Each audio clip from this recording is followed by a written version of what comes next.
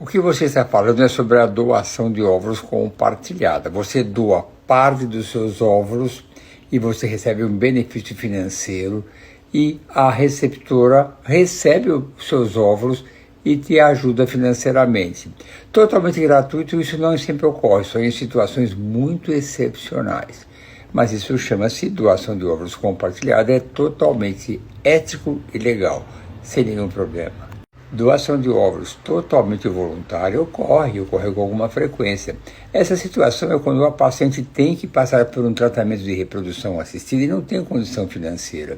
Aí nós perguntamos, seria alguém próximo a você, jovem, com uma condição de saúde total, que nós vamos avaliar com detalhes, que doaria os óvulos dela para uma outra paciente e esse benefício financeiro que essa paciente vai pagar para a clínica poderá ser amenizado do custo dessa paciente que vem para passar por um tratamento.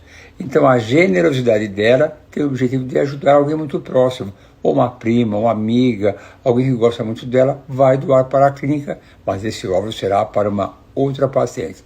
Ocorre com mais frequência do que você imagina. Essa generosidade ocorre frequentemente.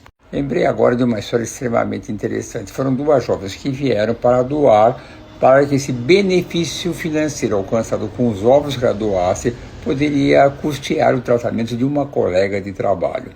E aí elas eram muito simpáticas e como nós teríamos que essa parte inicial arcar, investir, pagando todos os recursos, eu perguntei como é que eu vou ter certeza que vocês, depois que fizerem todos os exames por conta da clínica, vocês vão doar.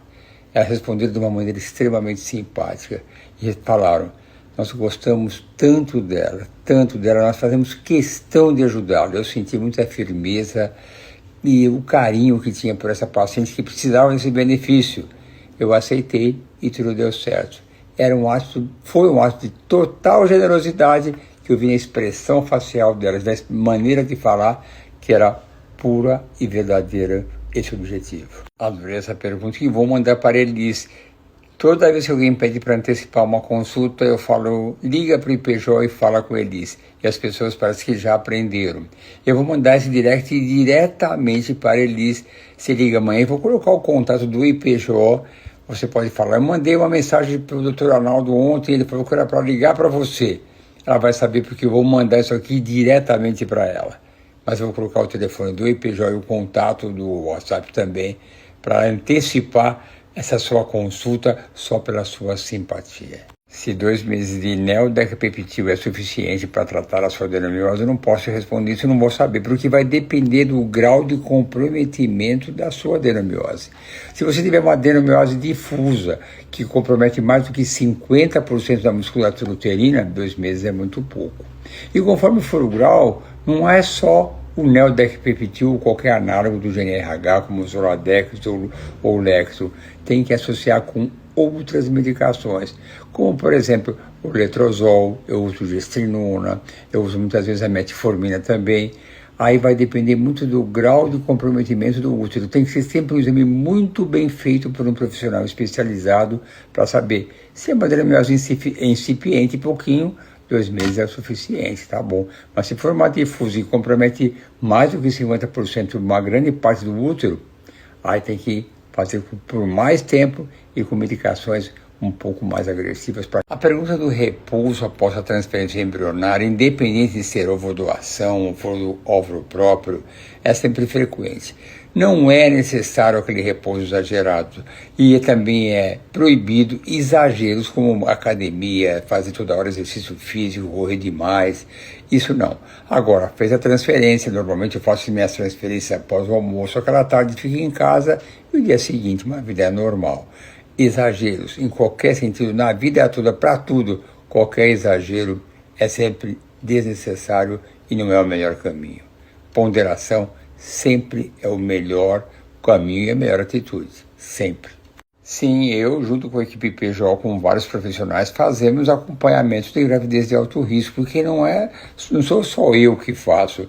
Eu conto com ultrassom toda a consulta, eu tenho uma médica de ultrassom que vê todos os detalhes necessários durante o pré-natal, tenho nutricionista, tenho cardiologista, tenho endocrinologista, tudo.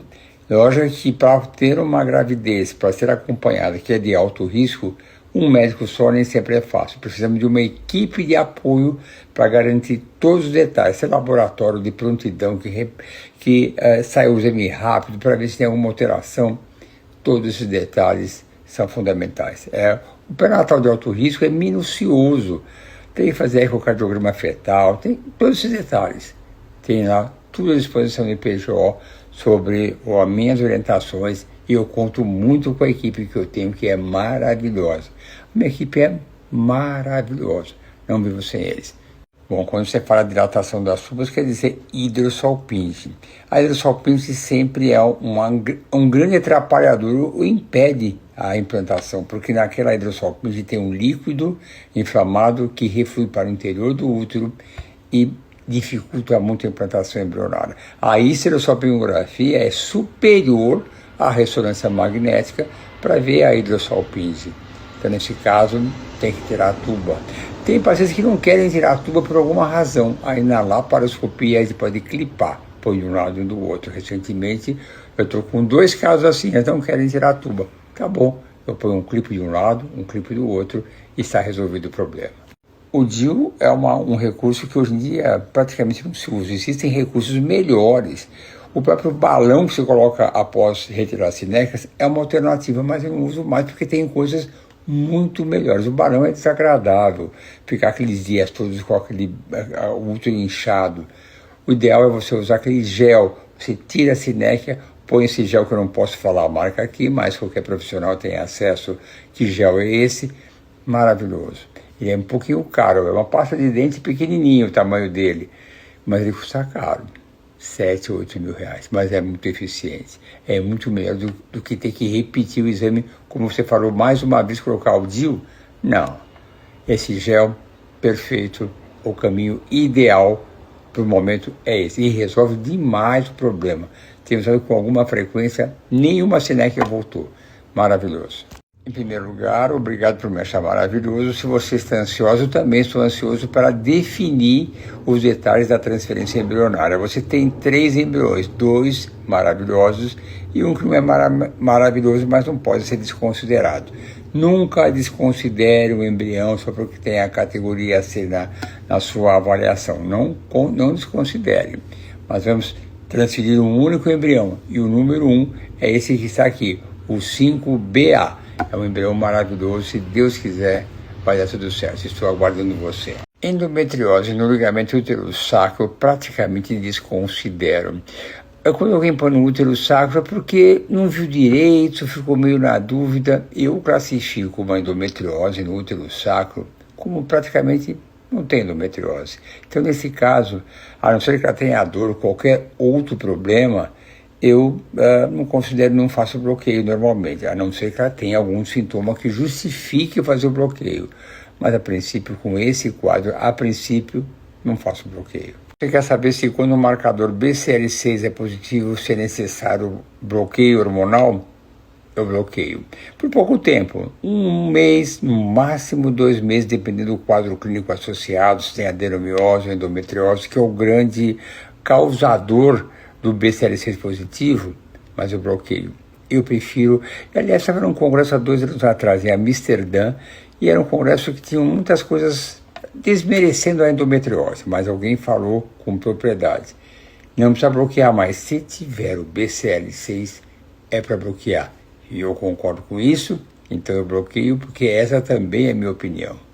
Quando alguém me pergunta quanto tempo após uma retirada de miomas eu posso engravidar, isso é só o cirurgião que pode responder, porque depende da localização do mioma, do tamanho dos miomas, qual for o grau de agressividade para retirar aqueles miomas.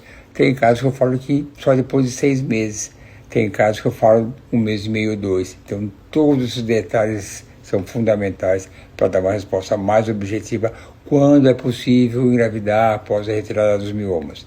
Depende de todos esses detalhes. Tem vários suplementos que não podem faltar, mesmo aqueles básicos, né? O metilfolato, a vitamina D, e aí começa com enzima Q10, PQQ, o biquinol, mas um que hoje em dia não pode faltar, principalmente esses casos que tem pouca reserva ovariana, ou óvulos que não são de boa qualidade, ou qualidade avançada, é a nicotinamida mononucleotídeo, a abreviação NMN.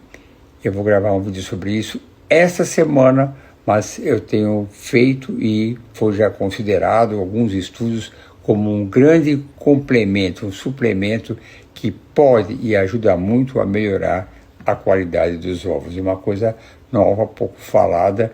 Eu já estou receitando já há 1 mês e meio, 2, mostrando já bons resultados. Então, nicotinamida mononucleotídeo. Nada me alegra tanto quando ver as pessoas felizes por estar formando, aumentando ou criando as suas famílias. E eu tive participação nisso, porque eu acho família uma coisa maravilhosa. Eu acho que todo mundo, aliás, eu tenho certeza, precisa ter uma família.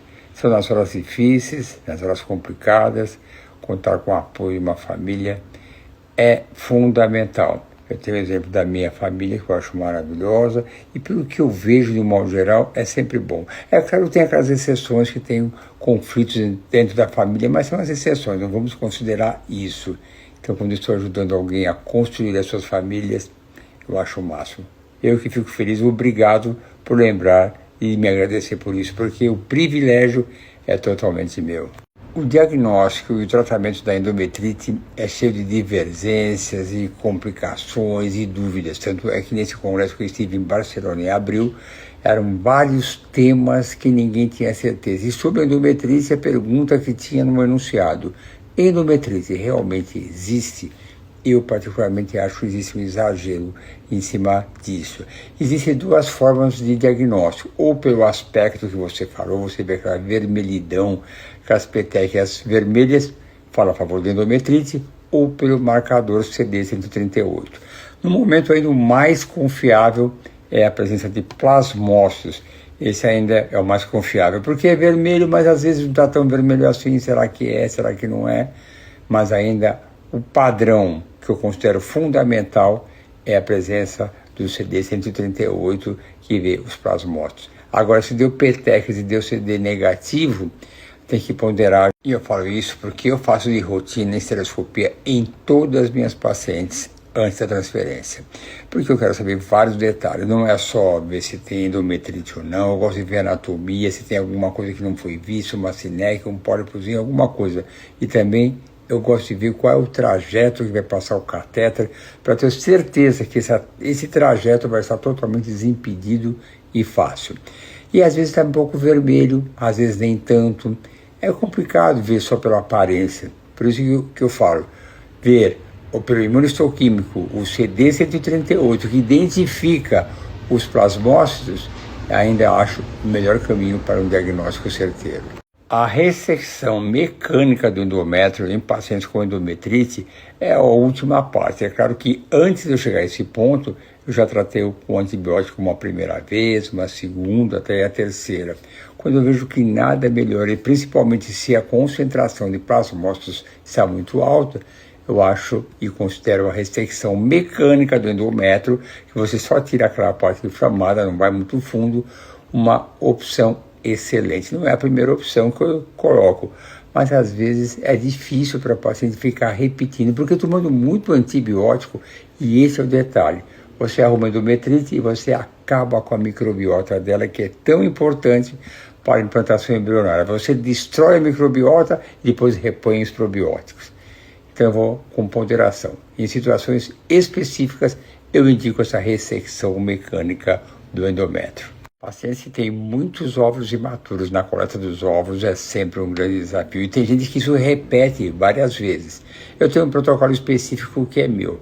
Eu dou um dia a mais de estimulação ovariana, eu distancio o momento daquela injeção para maturação até a coleta, até para 40 horas, sem nenhum perigo de ovular antes. Eu dou double trigger, que eu faço o análogo do GnRH, que é o Guanapeptil, e também o HCG em tempos diferentes. Eu uso também aquela agulha dupla, que ela lava e aspira até a maior segurança possível. Então, são detalhes que a gente tem, e eu vou muito bem, mas é uma coisa muito específica que ajuda muitas pacientes. Toda vez que me fazem alguma pergunta, eu lembro de alguma história, e nesse caso eu lembrei de uma paciente que fez uma consulta online de outra cidade. Ela estava congelando óvulos e tinha sempre óvulos imaturos, não tinha. E eu conversei com ela, falei que eu tinha um protocolo específico, que é um protocolo arrojado, fazer coleta com 40 horas após, quando o normal é 35, é uma coisa arrojada e tem que saber fazer. E ela queria que eu ensinasse para ela, porque ela estava na outra cidade e já tinha um programa que já estava tudo pago. Eu falei, não vou dar para você essa medicação, porque eu tenho que estar sob meus cuidados. Ela levantou de uma maneira com muita braveza, falou, então eu paguei a consulta para quê? E ficou bravo. Eu falei, tá bom, eu vou fazer uma coisa, eu vou escrever para você num papel, porque eu não vou dar uma receita para uma paciente que eu não vou controlar. Se o seu médico quiser aceitar, ele que é responsável. Com a certeza que o médico não ia querer aceitar esse protocolo muito arrojado, aliás, muito arrojado. Tem que ter muitos cuidados. E no final o médico supostamente aceitou, porque ela me ligou depois de uns 2, 3 meses me agradecendo porque teve 5 óvulos e 4 maduros. Então o médico aceitou, mas eu acho que foi por causa da braveza dela. Ela era muito brava, ficou tão enfesada, porque eu não poderia ter feito isso. E eu só escrevi um papel à mão, fotografei sem timbre, sem nada, porque dar uma receita para alguém que vai fazer um tratamento e não vai estar sob os meus cuidados, não dá certo isso. Mas é um protocolo que dá certo em grande parte das vezes, é um pouco ousado e arrojado, mas nunca aconteceu, nunca. E a paciente perdeu o óvulo. No modo geral, os resultados são excelentes. Histórias do dia a dia, que é uma coisa que eu adoro na minha profissão. Todo dia tem uma história diferente, porque não existe 2 pessoas iguais. Toda mulher é única e precisa de uma atenção especial por causa do jeito. O tamanho mínimo é 14, 15 para cima. 14, 15 por aí já dá, dependendo da localização do folículo dentro do ovário. As coisas não são tão simples assim. Você tem um folículo de 14 que está em cima de uma artéria, é perigoso, você vai transfixar, passa um pouco a agulha, pega a artéria. Então, veja bem, as coisas não são automáticas só por tamanho. Tamanho máximo, depende, funciona qualquer um. Quanto maior o folículo, mais simples é para aspirar o folículo. O que existe que para decidir o dia de coletar os óvulos, muitas vezes tem que passar um pouquinho para ver se aquele folículo que era 12 nem daria para funcionar, mas o dia chega a 14, 15, e quem sabe tem óvulo e quem sabe é maduro. Cada paciente é uma história diferente. Não tem uma regra que é para todo mundo. Como eu disse agora há pouco, não existem 2 pessoas iguais, cada mulher é única, cada situação é única também. Você me faz uma pergunta sobre tireoide e eu adoro o assunto tireoide, eu estudo muito a tireoide. E você me comenta na pergunta anterior que tem todos os exames hormonais da tireoide normais, mas tem um anti-TPO mais de 200. E me pergunta aqui por que ela altera tanto de mês para mês. De um mês para mês eu acho difícil alterar, mas o que muda muito é o horário que você colhe seus exames de sangue. Por isso que é bom sempre colher no mesmo horário, sempre no período da manhã. Porque se você repetir o TSH, colheu de manhã está normal, e coletar à tarde, pode estar alterado. Então, depende do laboratório, mas se você tem doença de Hashimoto, é doença de Hashimoto. É claro que se for uma única vez ter um anticorpo alterado, você repete. Mas se você repetiu uma única vez, nunca mais deu alterado, talvez não seja, foi só uma coisa laboratorial. Então, rapidez, assim, mudança rápida, na maioria das vezes, é o horário que foi coletado o exame. Não seja só. Essa dúvida é extremamente interessante, porque muitas pacientes têm essa dúvida, porque a recomendação sempre que eu dou é fazer na fase lútea, após ovulação. E elas ficam, será que eu não estou grávida? Essa é uma preocupação. Então, nesse caso, eu recomendo que naquele ciclo ela tenha relações sexuais com o preservativo, para que não tenha esse risco. E aí você me pergunta, eu não poderia fazer logo após a menstruação, para eu ter certeza que não estou grávida? Só que no comecinho, logo após a menstruação, você não tem endométrio para biopsiar, está muito fininho, não tem tecido endometrial para tirar, então não dá certo. Então a melhor maneira para ter segurança é você usar o preservativo no período da ovulação, para não ter dúvida. Mas vou te falar mais uma coisa, eu já fiz biópsia endometrial com a paciente que depois viu que estava grávida. Não aconteceu, nunca aconteceu nada. Não é o que a gente quer, fazer a biópsia com essa suspeita, mas de modo geral, nunca tive problema nenhum. Só para entender por que eu faço a biópsia na fase lútea, porque é o momento que o embrião está implantando. Nessa fase eu quero investigar como está o endométrio, para ver se é o endométrio receptivo e adequado para a implantação embrionária. Por esse motivo é que tem que ser nessa fase, na fase que o embrião vai implantar. Por isso, tem que ser na fase lútea. Para investigar o endométrio, tem. Agora, em alguns casos, estou com alguma dúvida, quero ver a anatomia do útero. Se após uma cirurgia de Sinek eu tirei, se ficou bom, aí eu faço logo após a menstruação. Mas para estudar endométrio, não dá. PRP, que significa plasma rico em plaquetas, é um produto que se origina do sangue da mãe, ele é preparado e os fatores de crescimento são injetados no endométrio, quando eu quero um crescimento do endométrio, ou no ovário, quando eu quero uma recuperação de folículos dormentes para aumentar a chance de ter óvulos para engravidar. Não tem nenhuma garantia que vai dar certo, não é uma coisa muito experimental, somente em casos excepcionais é recomendado, quando já tem praticamente uma recomendação de óvulo doação e a paciente não aceita. É considerada no mundo inteiro como uma coisa experimental. E aqui no Brasil não é bem vista pelo Conselho Regional de Medicina, Conselho Federal de Medicina, porque não tem comprovação, mas é uma alternativa que pode dar certo e para muitas mulheres dá certo. Então, não há nenhuma garantia e é considerado experimental. Essa é uma pergunta muito interessante. Não existe uma regra que tem que ser igual do pai e igual da mãe. Tem que ser uma combinação com aquela criança que vai nascer, não saia uma coisa que destrui da possibilidade de não ser o filho deles. Por exemplo, se o pai é A e a mãe é O, eles só podem ter filhos A ou O. Não vão ter filhos AB nem B de jeito nenhum. Mas se o pai for A e a mãe for B, o filho pode ser AB, porque originou um A e um B.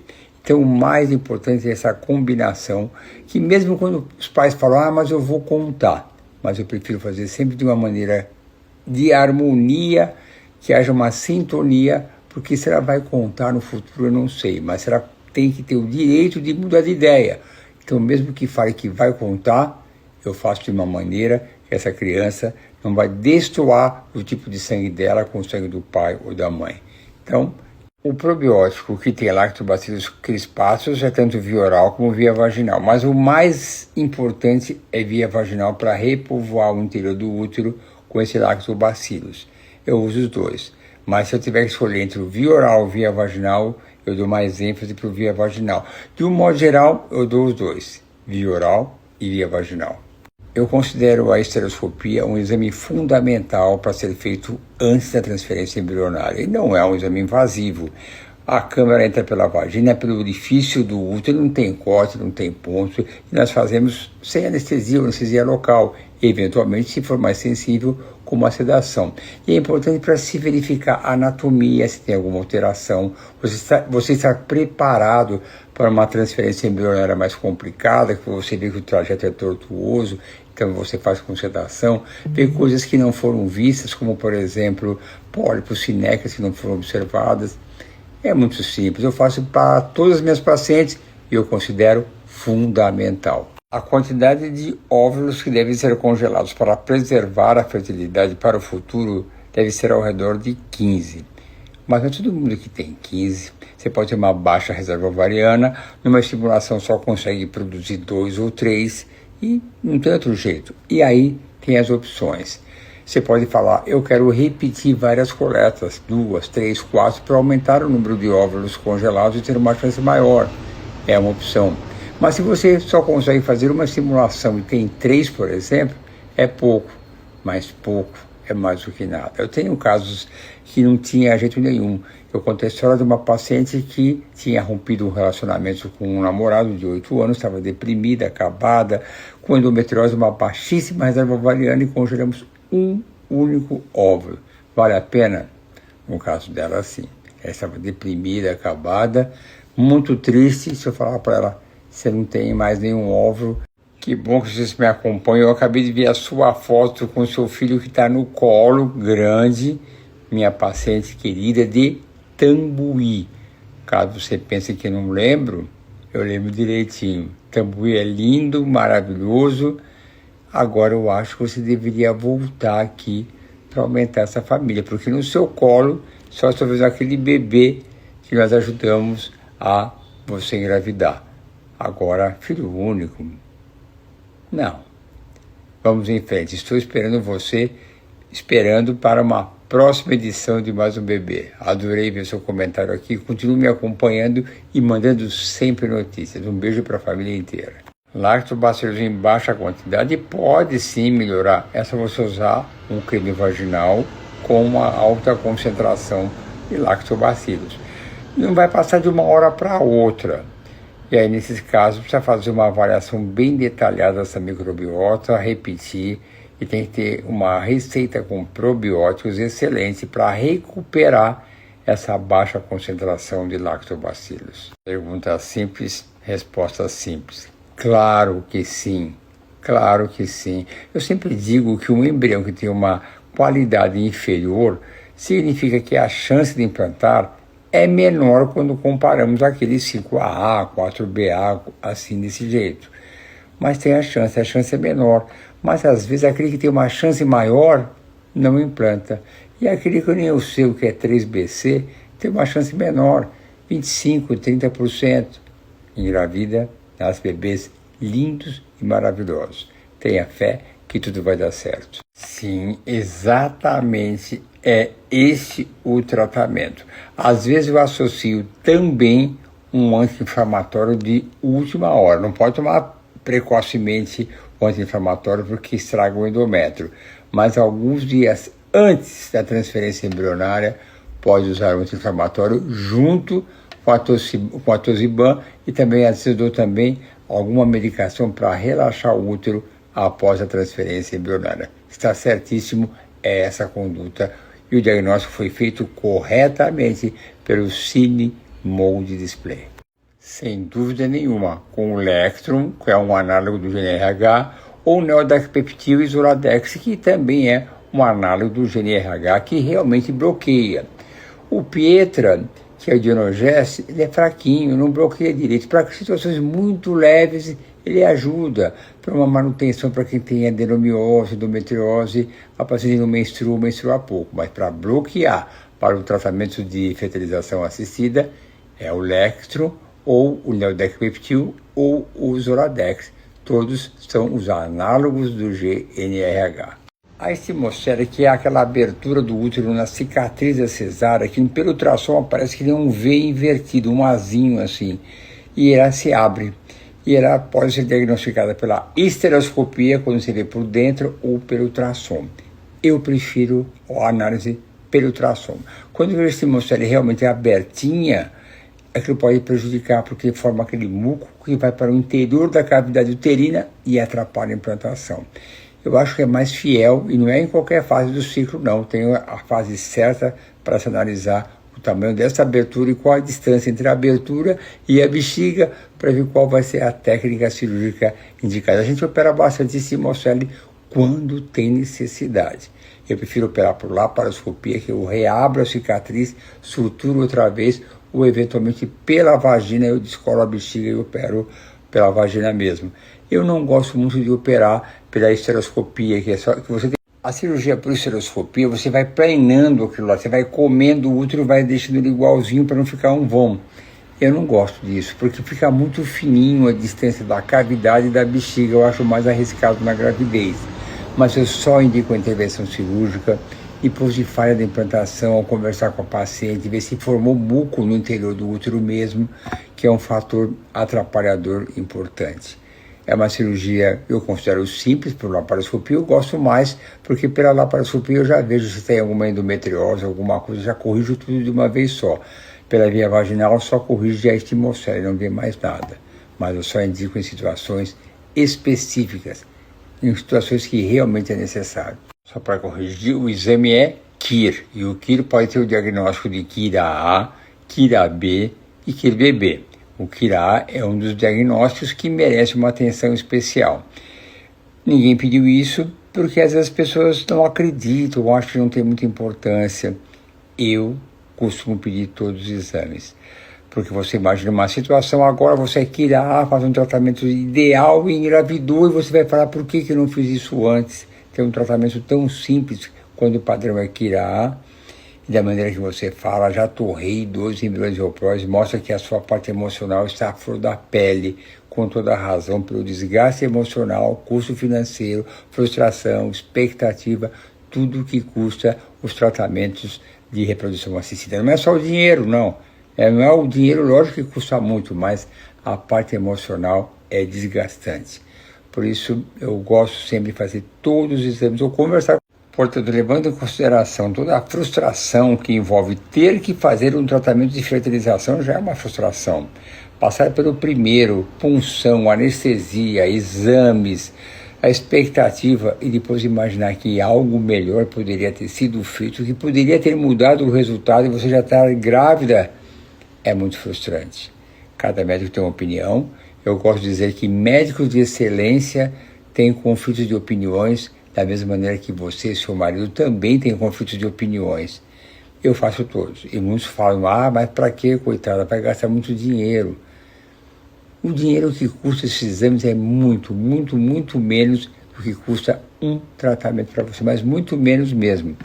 Então, eu acho que o exagero em algumas situações nos cuidados, eu acho que é importante. É muito frustrante passar por tudo isso e depois ganhar um negativo.